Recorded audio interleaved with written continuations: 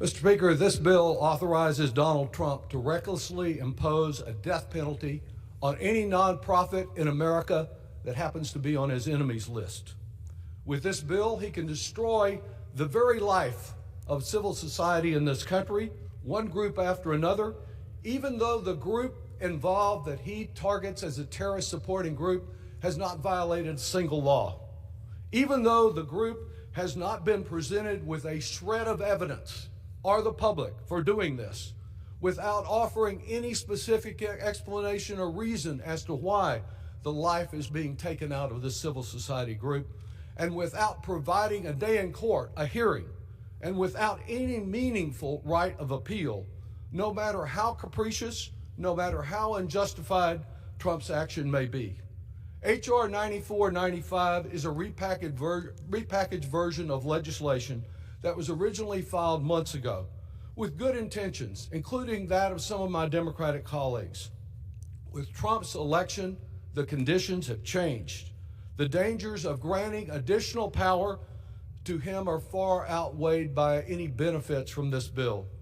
This is the same Trump who vowed to be dictator on day one and has declared the greatest danger our country faces today is the enemy within. This bill is now opposed by a growing number of civil society groups, over 120 groups, the ACLU, the Brennan Center, the NAACP, Planned Parenthood, the Center for American Progress, the American Federation of Teachers, a list that goes on, the Freedom of the Press Foundation. This legislation is done in the name of stopping financial support for terrorism. All of us support stopping terrorism. Like everyone here, I've done that, and I have previously voted for this very language, not once but twice.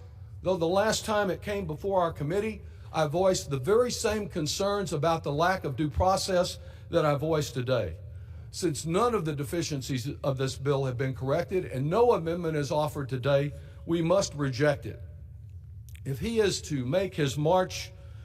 on a march to make America fascist, we do not need to supply Donald Trump with any additional weapons to accomplish his ill purpose.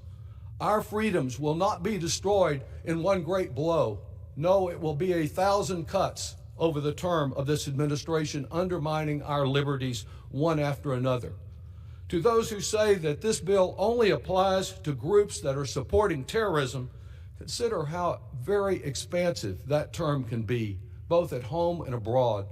The foreign tyrants that Donald Trump so much admires have imprisoned journalists, academics, and rights activists by claiming that they are supporters of terrorism. State and federal elected officials in this country have called for terrorism investigations or prosecution of major news outlets. Trump himself has criticized and labeled anti-racist activists as terrorists. Some have mischaracterized environmental groups as eco-terrorists.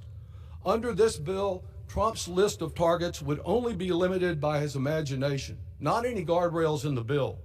For example, Trump claimed that Democrats, myself included, who didn't clap enough for him in this chamber when he gave his first State of the Union, were traitors, that we were treasonous.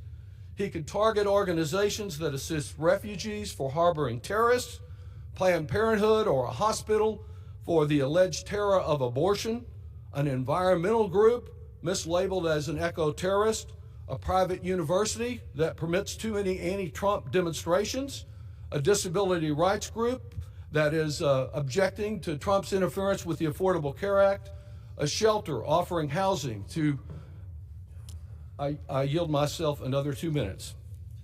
A shelter offering housing to LGBTQ youth, a Vietnam Veterans of America group that previously declared Trump's attacks on Gold Star families disgraceful and un-American, think tanks that don't happen to think the way Trump wants it, groups fighting Christian nationalism, or simply any tax-exempt group not viewed as sufficiently pro-MAGA. Now, let's talk about the examples, the two examples that the chairman just referred to. He thinks the IRS commissioner has not acted swiftly enough, and it sounds like perhaps he's right. Well, who do you think appointed the IRS commissioner? His name is Donald J. Trump. The defect is not in the law as it exists today, but on the question of whether or not there's being proper administration of the law that exists today that can deal with terrorism.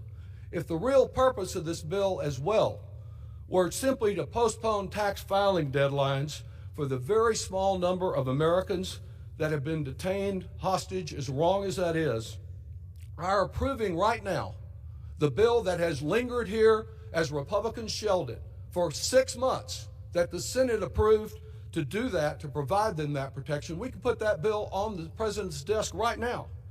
The very fact that the Republicans use this claim of helping hostages, it's a subterfuge, because what it's really about is empowering Trump to do more harm. They are, in essence, holding the hostages hostage once again. I yield back and reserve the balance of my time.